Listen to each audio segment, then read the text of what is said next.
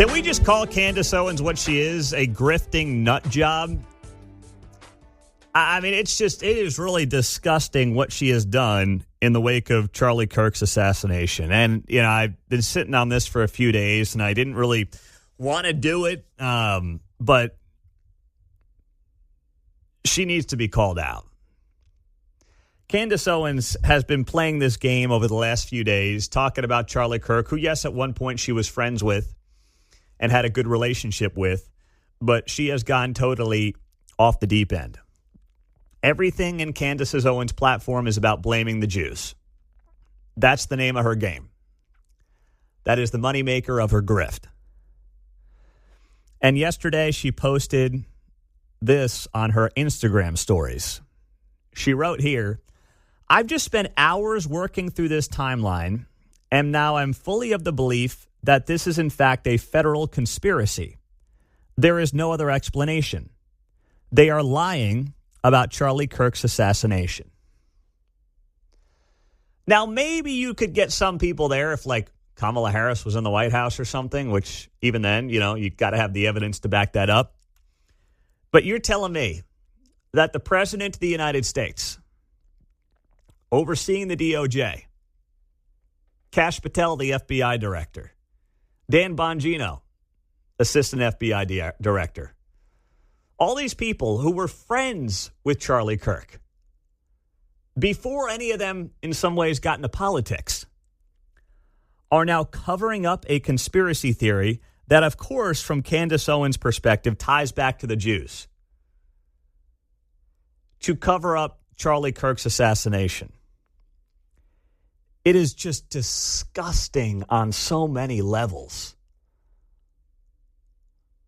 But it's what she's been doing for a long time.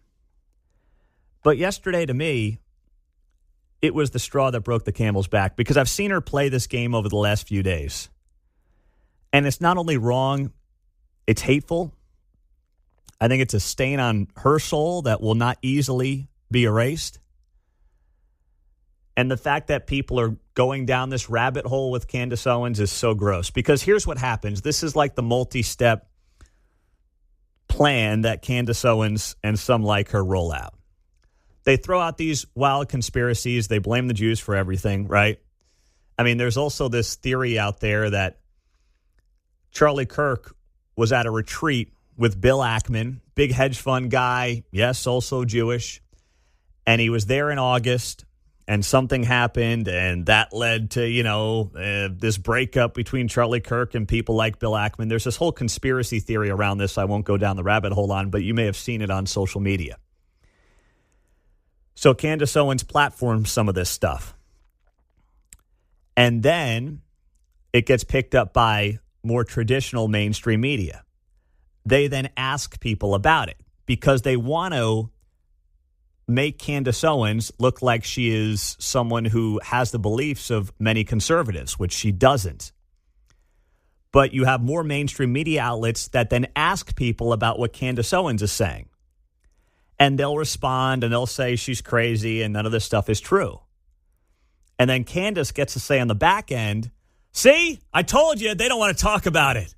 See, they're afraid of me. That's why they're not telling the truth." And she can never back up any of her stuff.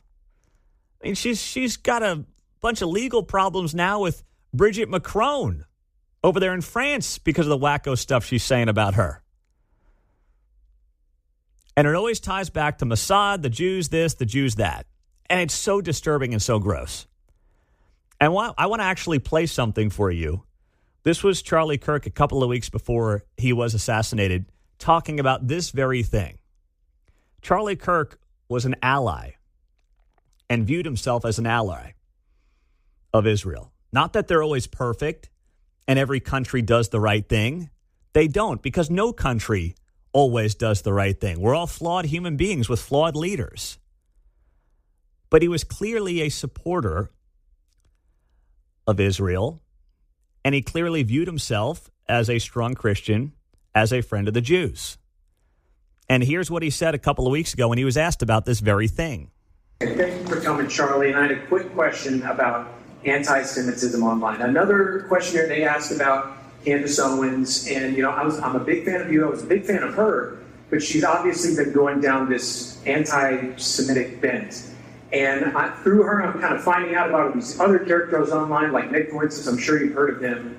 And these people, they've been active for a long time, and it seems like they've just been ignored, which is working, but now they're kind of surging in popularity. And as someone who I enjoy watching your debates, are they people you'd be willing to engage with and maybe shut them down in a way through a debate or something like that? Well, I mean, I'll get to debate Candace. But no, look, I'll debate anybody that shows up at our campus events first and foremost. But I do want to take what you say and extrapolate that there is a corner of the internet of people that want to point and blame the Jews for all their problems. Everybody, this is demonic and it's from the pit of hell. And it should not be tolerated. Period. But it goes to the structural problem of an entire generation that has economic resentment. They don't own anything. They're not getting married. They're not having children. They're depressed. They're anxious. They're staring at their screens all day long. And all of a sudden, your extrapolation of all that is, well, it's the Jews' fault. That is sloppy and shallow thinking. That was Charlie Kirk a couple of weeks back, being asked directly about Candace Owens and some of these other, online grifters who are trying to tie it all back to the Jews. And then I thought the more powerful part, that was obviously a powerful response and a clear, direct response from Charlie Kirk. But I thought a couple of moments later, his broader point was even better on this issue. Instead of that, what could you possibly do in your own personal life to improve your own state of being?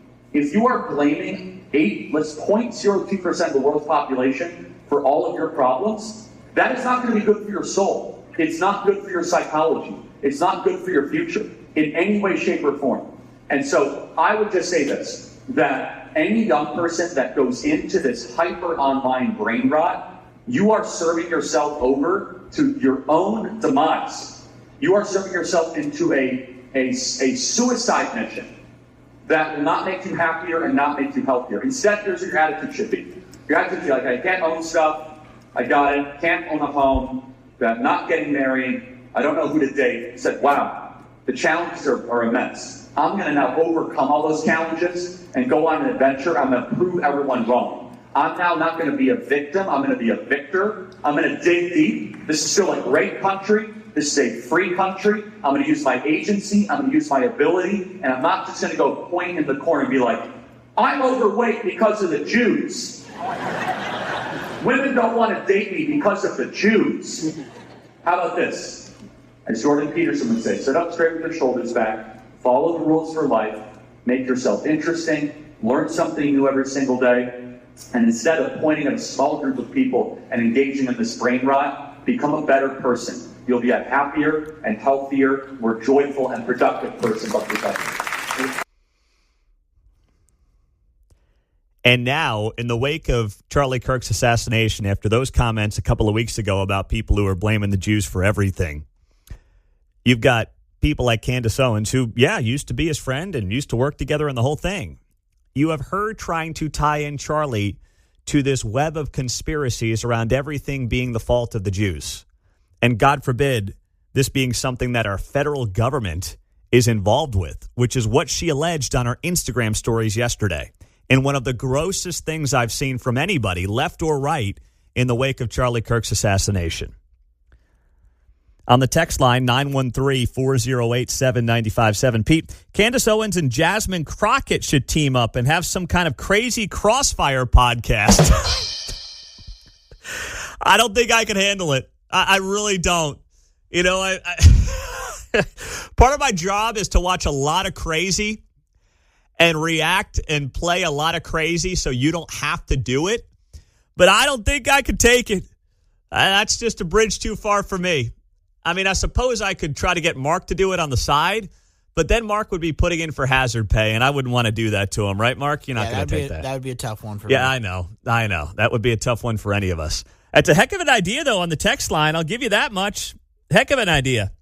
913-408-7957 is how you join us on KCMO Talk Radio 95.7 FM. It's great to have you here on the show, as always. It's 8:15. We'll have Steve Moore coming up at the bottom of the hour, and we are starting a $1,000 giveaway today. 5 chances to win every weekday, starting at 8:35. We have a text to win keyword here on KCMO Talk Radio 95.7 FM. So do not miss that. It is 20 minutes away on KCMO, and then we'll get to the latest on Jimmy Kimmel. He is off the air, and we'll get to the why, all coming up. 8:21, good morning. It is great to have you here on KCMO. Let's squeeze in Bill in Raytown. He wanted to fit in a comments after the Candace Owens, Charlie Kirk conversation we were just having. What's up there, Bill? Hey, I heard your comments about, what you felt about what Candace Owens was saying, and I kind of aligned with, the way you thought, at least I did, but I've also seen some other little clips of Charlie Kirk saying things like there's factions within the, within Israel that are funding some of these crazy things that we're fighting today on the, these left-wing policies or these protests that come out. And I just feel like maybe as Charlie Kirk would want, now as I learn more about him, he would probably like to see an open discussion about that and look a little deeper before dismissing her as completely nuts and crazy. But I can see where you're coming from. Yeah, but remember this too. Remember this too. I mean, Bill, when we talk about the Jews, and I have my air quotes when I say it, they're an ethnic group, right? There's Orthodox Jews, religious Jews. There are, secular Jews. They're not really this conglomerate of exclusive people because there's factions within that group. So we don't even really talk about it properly when we have the conversation because there's diversity within that group. I agree. Again, that's why I would think maybe we need to know more about what she's talking about. And she could be going a little off the rails and kind of globbing it in all into one group. But you're right. Some of the clips I've seen are different. It's different, like you say, parts of Jews that are talking about some stuff going on there, and instead of just giving them 100% free pass. But I think the point of what kind of starts at is, as a whole, we're supporting Israel and we're supporting the Jews. I mean, we don't want them to be persecuted and the crazy stuff that goes on with them. But at the same time, there can also be other things going on that, maybe need to be corrected and spearheaded before it gets out of control. I don't know. I would just think you'd want to know a little bit more about what she's talking about. I think Tucker Carlson has also said some of those comments, which really just threw me off when I first heard it. Thought, man, that's insane. That just sounds crazy. Then you start seeing a little bit more evidence, and there might be something more, or maybe something there. I don't know. Well, I think she's pretty well spoken. Why would she would do that for just some attention? I don't know. A lot of money. A lot of money. That for attention. I don't think she needs that. A lot of money, Bill. Negative attention like that. Bill, I'm talking. Bill, do you hear me? Bill, hello? I'm sorry. I think I cut off. Okay. Yeah. Money. Yeah. It's all about the money. Show me the money, baby. You like Jerry Maguire? Yeah. I love that movie. Show me the money. That's what it's all about, the money, brother. Okay? So again, yeah, agreed. I would follow where all that money's coming and going from, and maybe that would tell a clearer picture. Mm-hmm. All right. Good deal, Bill. Thanks for checking in. I do appreciate it. It's all about the moolah, man. Power, money, influence. That drives a lot of people, sadly, to do some bad things. It's really that simple. It's not much more complicated than that. And yeah, I mean, just because there's a lot of people who are really well-spoken, it doesn't mean I believe them when the facts don't back them up. You know who's really well-spoken? Barack Obama. He's mostly full of it. I mean, you can't tell me that someone's well-spoken, therefore they should be taken seriously. Actors can be well-spoken. Does that mean we take them seriously? No, and the final straw for me was Candace implying on her Instagram story, not even implying, but saying on her Instagram story yesterday that Charlie was basically killed in part by the government. That's just so irresponsible on so many levels. Donald Trump, Kash Patel, Dahan Bongino, are you kidding me? That's just nuttery. Candace said that on ABC. She would be suspended indefinitely. Thank you for that, Mark, because now we can talk about Jimmy Kimmel, the real star of the day here, whose show is indefinitely suspended after broadcast outlets like Sinclair and Nexstar, they are owners of local television stations around the country, and they basically said, we're done with Jimmy Kimmel. So ABC had to put him on indefinite leave because ABC does not own a lot of the radio stations that Jimmy Kimmel appears on. They're owned by these local TV groups. Like, example, Nexstar owns Fox 4 here in Kansas City. But they also own ABC affiliates around the country, and they run Jimmy Kimmel. And if you own a television station in whether it's Kansas City, whether it's Dallas, whether it's Cleveland, Ohio, Cheyenne, Wyoming, I don't care where it is, Jimmy Kimmel ain't playing well in most of your markets, okay? If you're in L.A., San Francisco, and New York, you might play okay. But the guy's getting killed everywhere else. And finally, these TV stations said enough after Jimmy Kimmel said this in the wake of Charlie Kirk's assassination. We hit some new lows over the weekend with the MAGA gang desperately trying to characterize this kid who murdered Charlie Kirk as anything other than one of them and doing everything they can to score political points from it. In between the... Just disgusting. Factually inaccurate. Not even just the standard Jimmy Kimmel shtick.